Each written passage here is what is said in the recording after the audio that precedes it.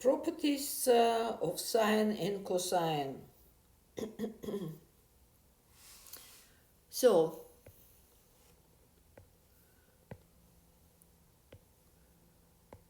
we have a unit circle.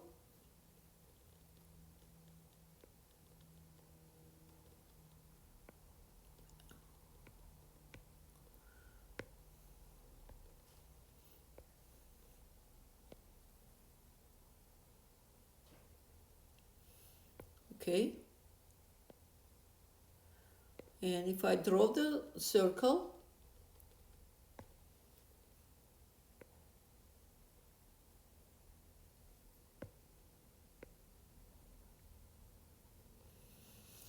so I'm going to rotate this point A all the way to point B, right here.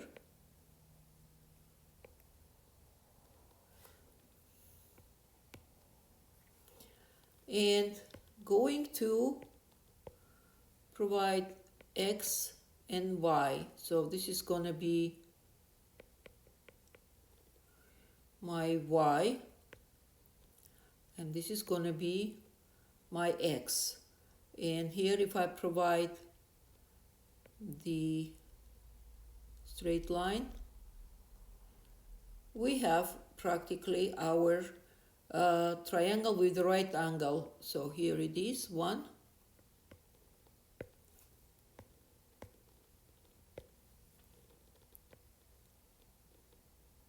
This is one.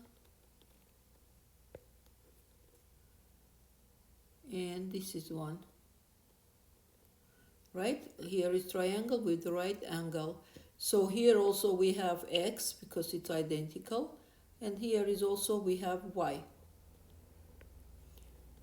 So this and this is Y. Okay, based on Pythagorean theorem, in the triangle with the right angle, square sum of legs squared. So one leg is X. So which ones we call legs? The sides of the right at the right angle, which is going to be our X and Y. Those are legs. But the side that is against the right angle we call hypotenuse. Okay, this is our hypotenuse. So, based on Pythagorean theorem, in the triangle with the right angle, we say that sum of square of legs is equal square of hypotenuse. Our hypotenuse is radius, so which is equal 1. So 1 square is going to be 1, right?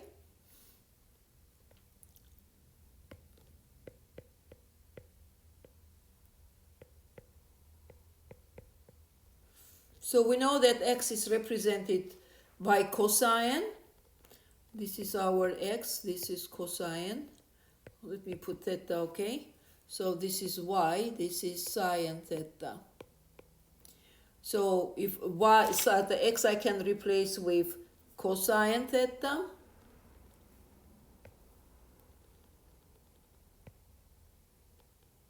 Which will be cosine squared t. And Y I'm going to represent with sine t. So hence y squared will be sine squared t, and that will be also equal 1. So we got fundamentally important identity for the trigonometric function.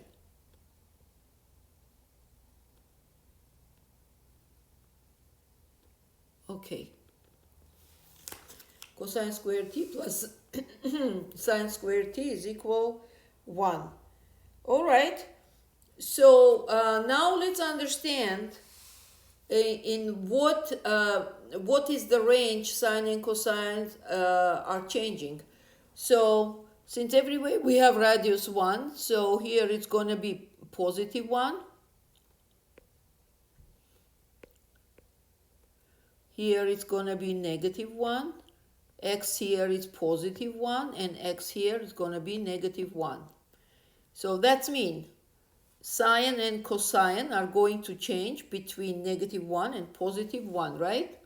So sine t is changing between less equal negative 1, greater equal positive 1, as well as cosine t less equal negative 1, greater equal negative 1, less equal positive 1.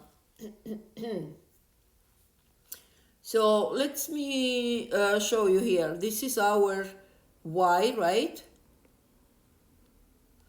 It's positive 1, and this is our y, it's negative 1. There is no x here because x is equal 0. Okay? Now I'm taking x, which is cosine, and it is going to be this one.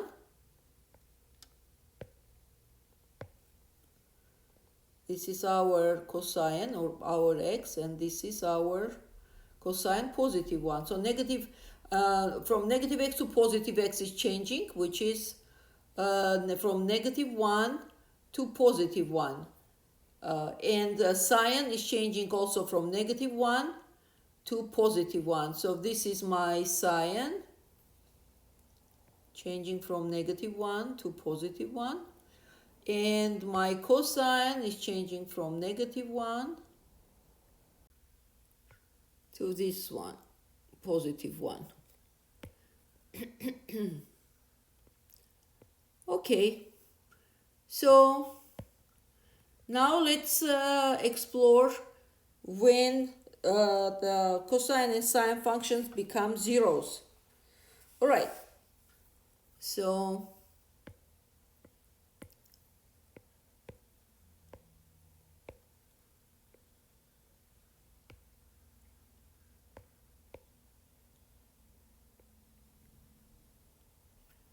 this is one,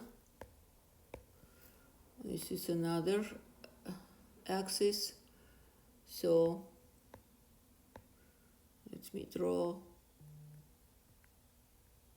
circle.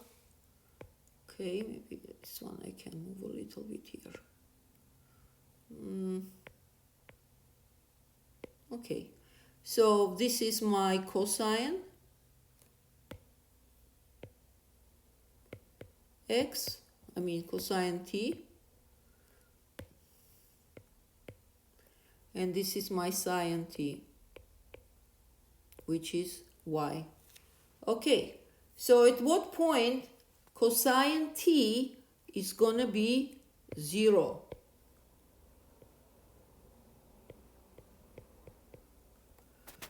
So when I have here pi over 2, right? Because x is 0 there. Pi over 2.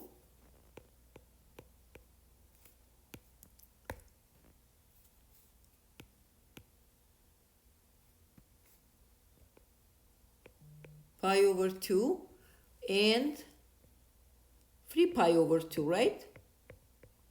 Also, it can be negative pi if I come opposite direction, and it can be negative 3 over 2 pi, right? So I'm coming this way, half a pi, and then I'm going to go this way, 3 over 2 pi. And then I can go opposite direction, that will get me to negative pi, and then get me to negative 3 over 2 pi. How many times I can do this circle? Unlimited. Unlimited times. So you can rotate as a spiral as many times as you want, right? Therefore, cosine t will become 0 when t is equal positive pi over 2, negative pi over 2, 3 pi over 2, negative 3 pi over 2, and so on. Now the same thing let's do about sine.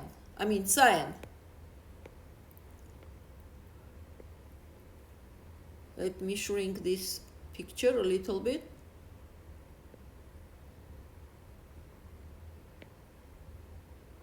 Okay, this is good enough.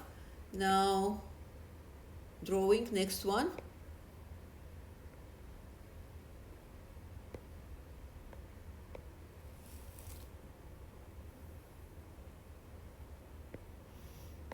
Okay, circle. All right, so for sine t,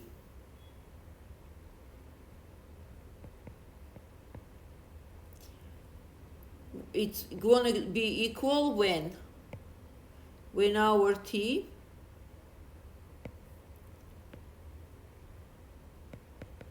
is equal, let me see, where is my, this is my cosine t, this is my sine t, right? So at this point here, my sine is going to be 0, correct? Because y is equal 0 at this point. And then if I rotate 1 pi, I will get pi, which is also at this point going to be 0. And then I can continue to go another pi, well, get to 2 pi. And so on for every single pi. So in the same way, I can do backwards, right? Come backwards. Come here, will be negative pi. Come here, positive, negative 2 pi, and then 3 pi, and then 4 pi, and so on. So for sine t equals 0, t has to be 0, pi, and then 2 pi, and then negative pi, and then negative 2 pi, and so on. So how we can generalize? So sine t is going to be equals 0 at the point when t is equal n pi, because n is a amount of circles, how many times you rotate by 180 degrees. 1 time, 2 times, 3 times, 4 times, as many times as you want. And the same thing we can generalize for cosine t is equal 0 when t is equal half a pi, because it's the sine, we start with this 0 here, but for cosine we start with half a pi. Okay, therefore cosine t going to be 0, and when t is equal half a pi plus n times pi, because we are moving every pi length, and we are hitting sine 0, which is from pi to 3 over 2 pi. And then another one, if I add another pi, right? And then another pi, and then another pi, and so on. The same thing in the opposite direction. For opposite direction, n is going to be negative. You can do minus, and you will get the result. So this is our case when cosine equals 0 and sine equals 0. Next, I would like to talk about functions that are odd or even. Okay?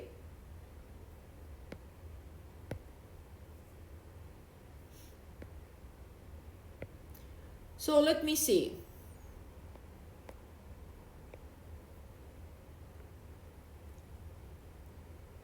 This one.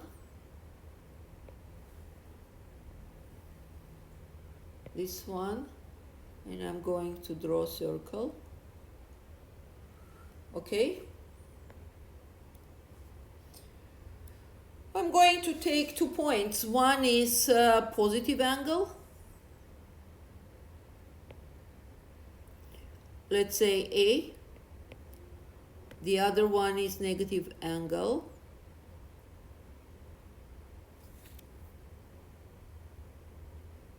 Let's say B. So, and we know that this is our cosine, And this is our sine t, right? So if I take point A and B, provide these dashes, do they have same value of x? Here, same value of x? Yes, which means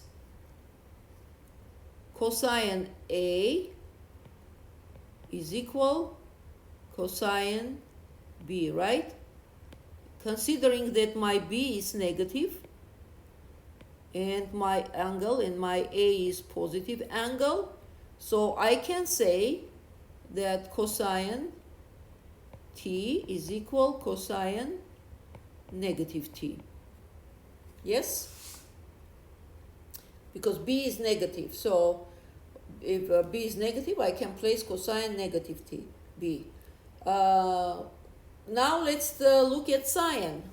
Let's look at sine. So we can say that cosine t is equal negative cosine negative t, which is we call even function, because f of x is equal f of negative x. That we call even function. Next, let's look at the sine. See which direction will go sine. For sine, we are going to get sine negative t. I mean, this is a b, negative. We are getting negative y, yes? Here it is, negative y. And for sine positive t, which I mean angle A, we are getting positive y. Okay? So what is negative y? We know y is sine t, right? So if I have negative y, that means it's going to be negative sine t, yes? Correct? Since y is equal sine t, here it is, then negative y will be negative sine t, right? So from here, what do we get?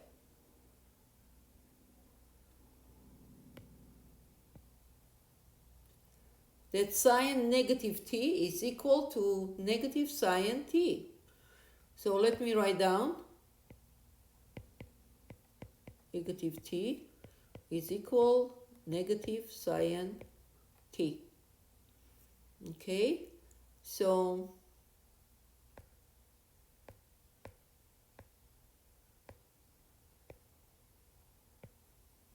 this is odd one, I mean even function. This one is odd function. Okay, so just like for odd function, we say f of negative x is equal negative f of x, right?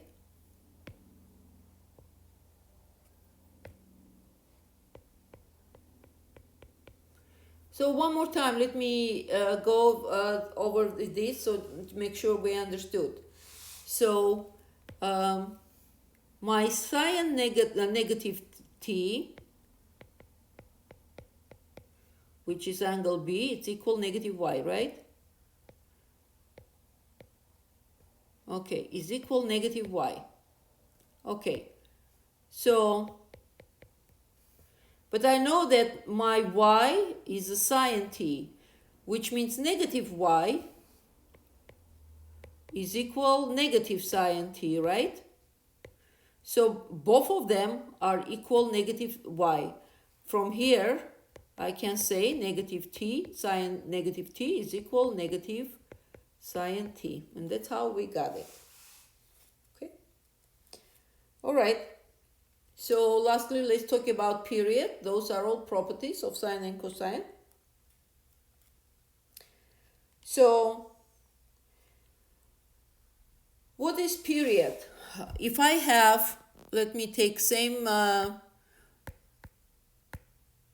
unit circle.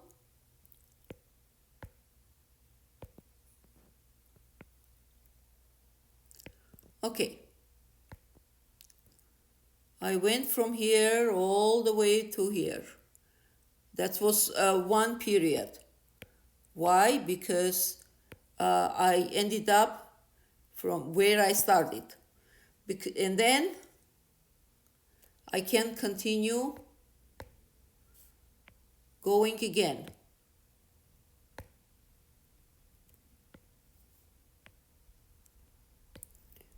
I can go one more time. Second time, same period. And then I can go one more time. So it's the same period, which is 2 pi. Okay, the same thing if I build the graph.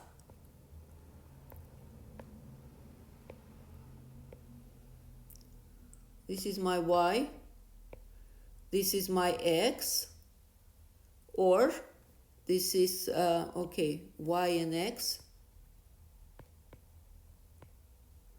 So if this is my 1,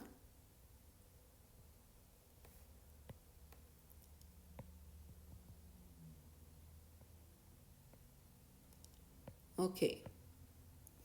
So again, use your imagination.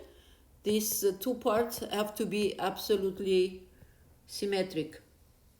With the difference, one is positive, one is negative. All right? Maybe I can, since I did that one, I can do this one also. Bit better. Okay, I don't want to waste time on that. But because I said that we can continue this way, right? Unlimited amount of waves. So it's going to repeat itself. The only difference is this is one period, because after this, the waves are going to repeat this pattern. So this pattern here from 0 to 2 pi, just like on unit circle, this is what we call period. So I can write down that P period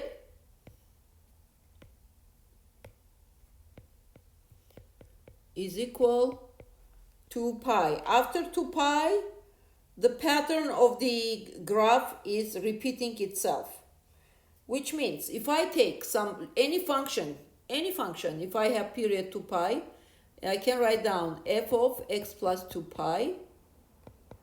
It's going to be equal f of x, because you will end up in the same position right here. You rotate around 360 and then start with 0, end up with 2 pi, and you still ended up in the same position. Okay? All right. So the same way is cosine. So, and one more thing, so you can write down, let me write down in the format of for the sine and cosine. So that means sine x or sine t plus 2 pi is going to equal same sine t. Don't get confused with t. T is an angle, but value of sine is still going to be the same, because look, we started with 0, and then when we went to pi, we still end up with 0. If I keep going like this, here, I go another pi, so this will be 4 pi's, right? How much is the value of 4 pi? Same 0. Go in one more time, and I will end up with, again, 0. 6 pi. Okay? So, same position. Or if I start from this here, half a pi, so I can go 1 pi, 2 pi's like that. And I end up with same 1 pi at 1. I can go like this, and then again and end up with 1. So it's a position of sine and value of sine and after every 2 pi. It's the same thing.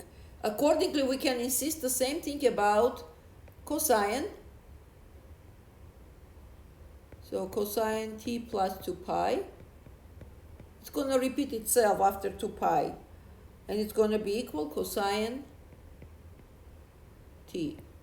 I can add here also plus minus 2 pi, because once you go backwards here, so you're going minus 2 pi towards negative pi angle, right? So at this point, it can be either way. All right, so let's summarize what we learned about properties. Move down, this is graph for next lecture.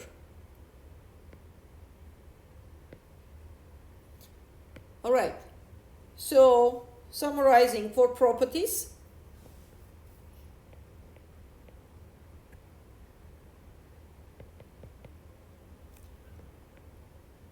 Sine t, cosine t. So, number one, domain for both of them is negative infinity, positive infinity. Also, negative infinity, positive infinity. Number two, the range for sine t,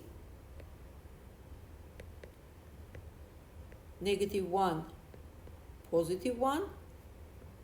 Number two for cosine t,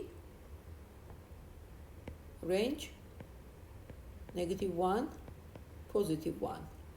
Let me write down so it will look fully as a function. So y is equal sine t, y is equal cosine t. Next, zeros. Where do we have zeros for our sine t? So sine t is equal 0 when t is equal n times pi. Cosine t is equal 0 when t is equal half a pi plus n times pi. And you can see that they are, from this t also, you can see that they are shifted by half a pi. Look, sine start from 0, the cosine start from half a pi. And if I would draw the graph, it's going to be exactly the same way, half a pi shifted. Look here.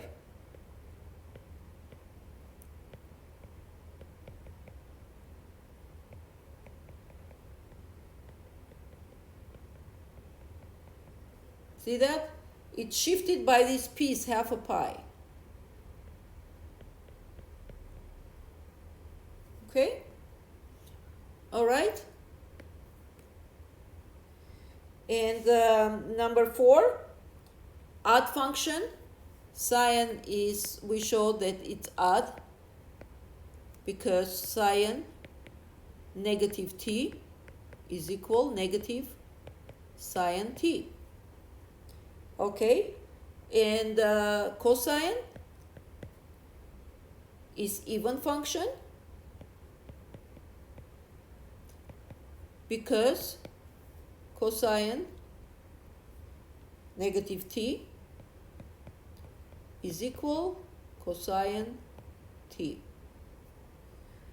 And lastly, period.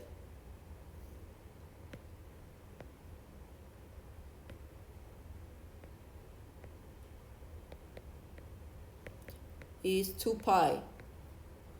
Number 5, period, 2 pi.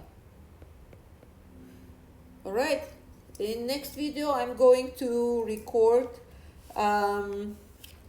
shifting, a transformation of trig function sine and cosine, which is going to be amplitude, phase, okay, and then shrinking, stretching. So those are, I will cover next time in next video. Thanks for watching.